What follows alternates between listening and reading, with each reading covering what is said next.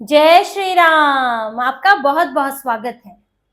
जब से भाजपा सत्ता में आई है और राहुल गांधी के पास कांग्रेस की कमान आई है, तब से राहुल गांधी हर चुनाव से पहले एक नया शगुफा लाते हैं, एक नया आइडिया, नया नारा लाते हैं ताकि भाजपा के खिलाफ माहौल बना सके और भाजपा को सत्ता से हटाया जा सके। लेकिन हर बार 2014 से लेकर 2024 तक जब जब राहुल गांधी ने नए नए मुद्दे वो लेकर आए हैं, हर बार उन्हें असफलता ही हाथ लगी है।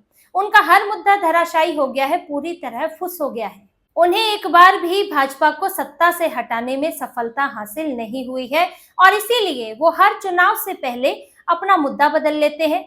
अभी आगे जब हम चर्चा करेंगे तो आपको ये याद आएगा कि राहुल गांधी 2014 में 2019 के चुनाव से पहले जो मुद्दे उठाया करते थे, वो मुद्दे कहीं गायब हो गए हैं। आज उनकी वो चर्चा तक नहीं करते। वो एक के बाद एक अपना गोल पोस्ट बदल लेते हैं। उन्हें लगता है कि एक चुनाव में कुछ काम नहीं आया तो अब उसको उठाने का फायदा नहीं, अब जो है दूसरा मुद्दा उठा लो, दूसरी तरह से घेरने की कोशिश करो।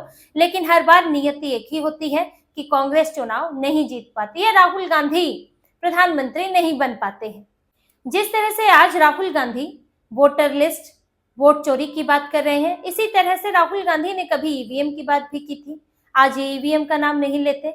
और इसी तरह से इन्होंने साल 2014 में जब पीएम मोदी प्रधानमंत्री पद के उम्मीदवार बने थे बीजेपी के, तो इन्होंने ना तो वोटर लिस्ट की बात ये करते थे, ना ईवीएम की बात करते थे, ना अडानी की बात करते थे, क्योंकि अडानी तो तब भी उद्योगपति थे, गुजरात में थे, लेकिन तब ना अडानी अंबानी की बात करते थे। तब इन्होंने क्या किया था? तब इन्होंने पीएम मोदी की छवि को खराब करने के लिए उन पर सांप्रदायिक होने का आरोप लगाया था, हिंदू मुस्लिम करने का आरोप लगाया, हत्यारा तक उनको कहा और दंगे कराने वाला नेता कहा, और कुछ महिलाओं को लेकर भी उन पर आरोप लगाए, महिला की जासूसी कराने वाला आरोप लगाया। लेकिन जो मुख्य था, उन्हें घेरने की कोशिश की, वो इसलिए कि 2002 में गुजरात के दंगे हुए थे और वो दंगे जो है, इनका तो कहना है कि सरकार ने ही कराए थे और पीएम मोदी के पीछे पड़े रहे, जबकि सुप्रीम कोर्ट से क्लीन चिट मिल गई, वो भी कांग्रेस की ही सरकार के समय मिल गई। लेकिन इन्होंने पूरी तरह से पीएम मोदी को बदनाम किया था। आप खुद उस वक्त के वीडियो देखिएगा, इंटरव्यूज देखिएगा, पीएम मोदी से सारे सवाल, अधिकतर सवाल 2002 के दंगों के आसपास के होते हैं। इनके नेताओं के बयान वही होते थे कि देश में आएंगे तो आग ही लगा देंगे, सांप्रदायिकता फैला देंगे, मुसलमानों के दुश्मन हैं, देश का सेक्युलरिज्म बिगाड़ देंगे। लेकिन राहुल गांधी को, कांग्रेस को ये अंदाजा नहीं था कि देश का माहौल बदल चुका है, देश इनके ये सेक्युलरिज्म और फर्जी के ये भाईचारे से त्रस्त हो चुका है, क्योंकि इस भाईचारे के नाम पर देश के लोगों को हर साल एक बॉम्ब ब्लास्ट मिलता है, देश की आर्थिक स्थिति खराब हो रही है, देश में हिंदू आतंकवाद की बात की जा रही है और हिंदुओं के साथ धार्मिक तौर पर अन्याय हो रहा है। तो लोगों को ये महसूस होने लगा था और जो ये फिर से सांप्रदायिकता की बात करके ये मुसलमानों के ही पक्ष में खड़े थे, जिसका नतीजा ये हुआ कि बहुमत के साथ भाजपा की सरकार बनी। पहली बार बहुमत के साथ कोई भाजपा का प्रधानमंत्री बना और वो पीएम मोदी थे। तो कांग्रेस ने जो ये मुद्दा उठाया था, राहुल गांधी जो इस पर ऊटपटांग बयान दे रहे थे, वो कांग्रेस पर ही भारी पड़ गया। इन्होंने बहुत हिंदुत्व हिंदुत्व की बात की और हिंदुत्व को एक तरह से इन्होंने गाली की तरह इस्तेमाल किया, राष्ट्रवाद को गाली की तरह इस्तेमाल किया। लेकिन ये सारी चीजें उल्टा कांग्रेस पर ही पड़ गई और भाजपा जो है, जब से 2014 से सत्ता में आई और आज तक कांग्रेस के लिए मुसीबत बनी हुई है। जब इन्हें उस वक्त लगा कि इनका तो ये मुद्दा धराशायी हो गया है, अब इसके ऊपर तो लोगों पर असर ही नहीं पड़ रहा है, बल्कि इससे तो और लोकप्रियता बढ़ रही है पीएम मोदी की, तो भी राहुल गांधी ने मंदिर जाना शुरू कर दिया, माथे पर चंदन टीका लगाकर मंदिर में जाना, पूजा करना, जनेऊ दिखाना, ये सारे काम शुरू कर दिए राहुल गांधी ने। लेकिन फिर देखिए, धीरे धीरे इनकी टीम बदली, इनकी टीम में घुसे कम्युनिस्ट, कई कम्युनिस्ट हैं इनकी टीम में, और उन्होंने फिर राहुल गांधी के दिमाग को बरगलाना शुरू किया और बोला कि नहीं, हिंदुओं का सपोर्ट तो करना ही नहीं है किसी भी हाल में, मंदिर नहीं जाना है, मंदिर जाना मतलब सांप्रदायिक, मस्जिद जाएंगे आप, वो मजार पर जाएंगे तो वो सेक्युलर है, मंदिर जाएंगे तो आप सांप्रदायिक हो जाते हैं। तो मंदिर जाना बंद करवा दिया राहुल गांधी का। एक समय बाद बहुत जो ये सॉफ्ट हिंदुत्व उन्होंने अपना लिया था, उससे वो फिर से दूर हो गए और फिर पूरी तरह से तुष्टीकरण पर लाकर खड़ा कर दिया और फिर उन्हें आइडिया दिया कि नहीं, भ्रष्टाचार के आरोप लगाओ भाजपा पर।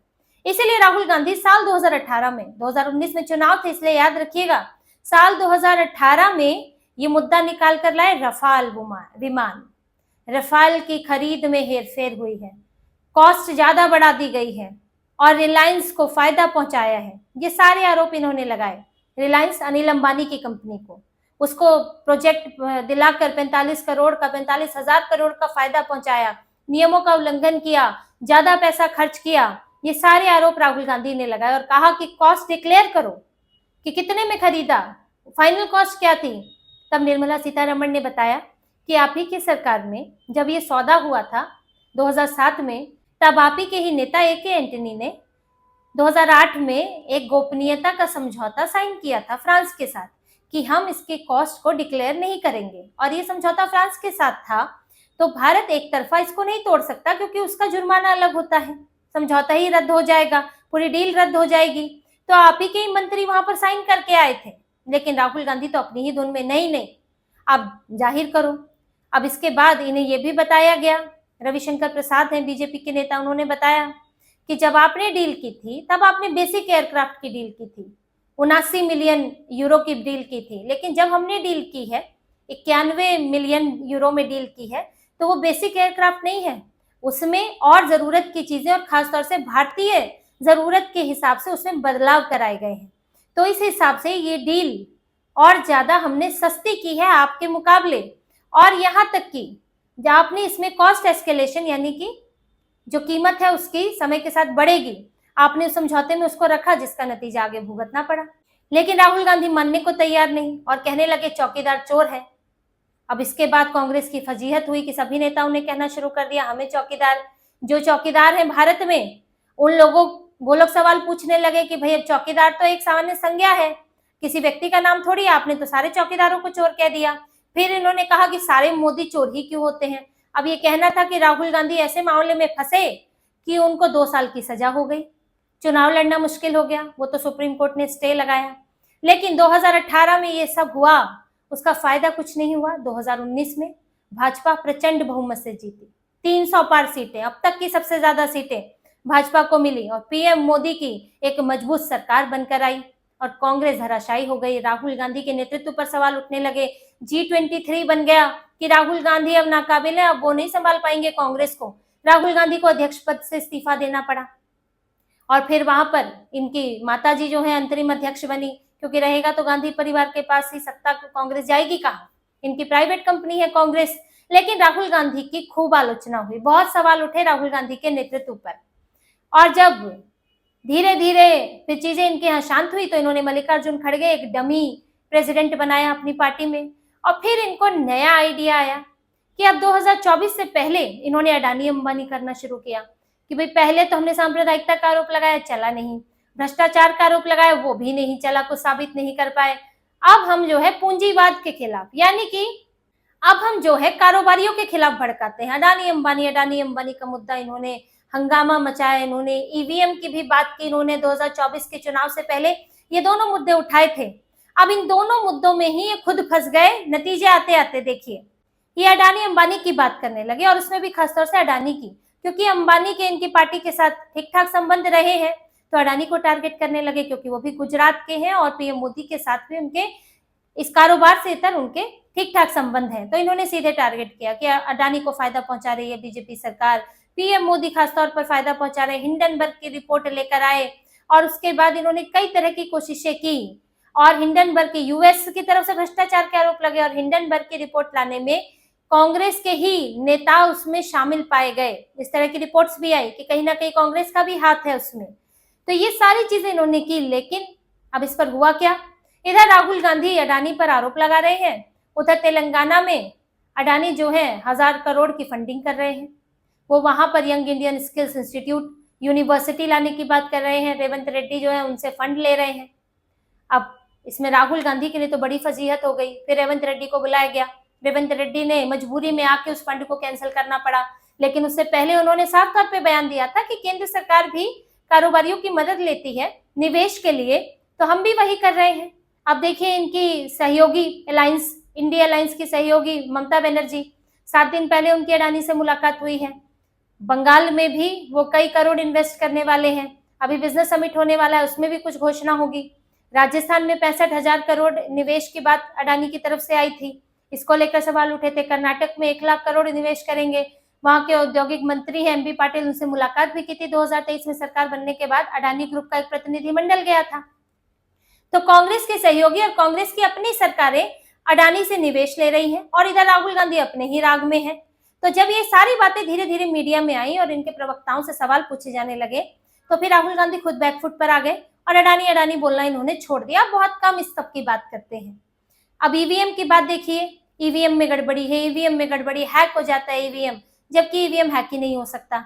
और इसको अमेरिका के ईवीएम से कंपेयर करते हैं। अमेरिका में जो ईवीएम है वो सर्वर से जुड़ा है। भारत का ईवीएम बिजली की लाइट से चलता है, इलेक्ट्रिसिटी से, उसका हैक होने के मतलब ही नहीं है।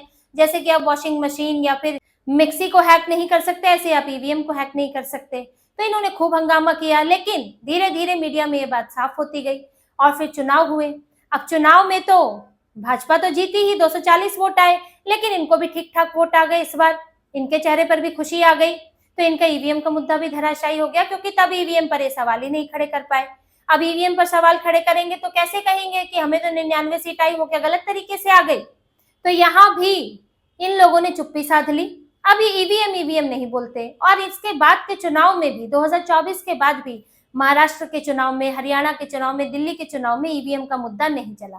कांग्रेस को, राहुल गांधी को कोई फायदा नहीं हुआ। इसीलिए अब ये ईवीएम छोड़कर अभी वोटर लिस्ट पर आ गए, जो इन्होंने महाराष्ट्र चुनाव के बाद थोड़ा थोड़ा शुरू किया था। अब पूरा फोकस इन्होंने कर दिया है वोटर लिस्ट, वोट चोरी। बीच में जनजाति का मुद्दा भी उठाया था इन्होंने, जाति जनगणना का मुद्दा भी उठाया था, लेकिन जब से जाति जनगणना की घोषणा कर दी है तो अब बहुत कम राहुल गांधी बोलते हुए सुनते हैं। हालांकि ओबीसी के नाम पर ये लोग कई बैठकें करते हैं और अलग तरह से मोबिलाइज करने में लगे हैं, लेकिन अब मीडिया में, रैलियों में ये मुद्दे कम उठाते हैं। अभी इनका फोकस वोट चोरी, वोटर लिस्ट, एसआईआर, इस पर बना हुआ है, क्योंकि बिहार चुनाव है और बिहार में एसआईआर हो रही है। तो लोगों में भ्रम पैदा करना कि चुनाव आयोग ने गड़बड़ी की है, फर्जी नाम जोड़ दिए हैं, हमारे वोटर कम कर दिए हैं, जबकि इन्हीं के नेता हैं योगेंद्र यादव, वो सुप्रीम कोर्ट में बोल रहे हैं कि इस बार के एसआईआर में नाम कटे हैं, नाम जुड़े नहीं है। अब इनके नेता बोलते हैं नाम जुड़े नहीं है, राहुल गांधी कहते हैं कि चुनाव आयोग अपनी मर्जी के नाम जोड़ देता है। तो ये लोग तो तय ही नहीं कर पाते। और देखिए, ये जो इनका मुद्दा इन्होंने उठाया है, इसके बुते ये बिहार में कुछ सीटें ज्यादा पाने की कोशिश में लगे हैं कि बिहार की नैया पार हो जाए। लेकिन बिहार के चुनाव में भी इनका ये मुद्दा खास सफल होने वाला नहीं है, क्योंकि पहले तो सुप्रीम कोर्ट की तरफ से चुनाव आयोग के पक्ष में फैसले आ रहे हैं। जो आपत्तियां ये कर रहे हैं, चुनाव आयोग उन आपत्तियों को खारिज कर रहा है। वोटर आईडी, राशन कार्ड, चुनाव आयोग ने कहा कि वोटर आईडी के लिए आधार कार्ड और राशन कार्ड को निर्णायक मानना, नागरिकता के लिए निर्णायक मानना सही नहीं है। चुनाव आयोग के पक्ष में फैसला दिया। अब ये अपना वोटर लिस्ट में गड़बड़ी की बात करते हैं, तो ये भी बात उठती है कि आप जाकर ओथ क्यों नहीं ले रहे हैं, शिकायत क्यों नहीं दर्ज करा रहे हैं। जब ये पूछा जाता है तो राहुल गांधी चुप्पी साध लेते हैं, फिर उल्टा कुछ सवाल करने लगते हैं। तो यहाँ पर इनके इरादे भी लोगों को दिख रहे हैं। और अभी तो चुनाव जो है अपने चरम पर नहीं है। जब चुनाव अपने उसमें होता है, अपने चरम पर होता है, तब वहां के मुद्दे उठते हैं, वहां की चीजें उठती हैं। और तब इनके ये ईवीएम का जिस तरह से इन्हें फायदा नहीं मिला था, वोटर लिस्ट और वोट चोरी का भी खास फायदा मिलने वाला नहीं है, क्योंकि इसमें कुछ ठोस है ही नहीं। जब आपसे शिकायत करने को बोला जाए तो शिकायत करोगे नहीं, दस्तावेज दोगे नहीं, तो सिर्फ हंगामा करना है, सिर्फ लोगों को बरगलाना है, कंफ्यूज करना है। यही इन्होंने पहले भी किया। रफाल में भी ऐसा कुछ नहीं निकला।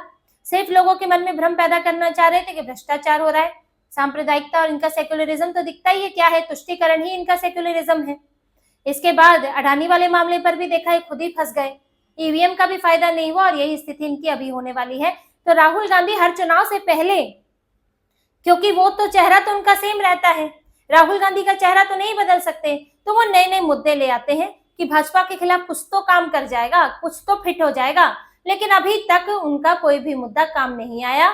हर जगह, हर मुद्दे पे उनको हार का ही सामना करना पड़ा है, हर मुद्दा धराशायी हुआ है।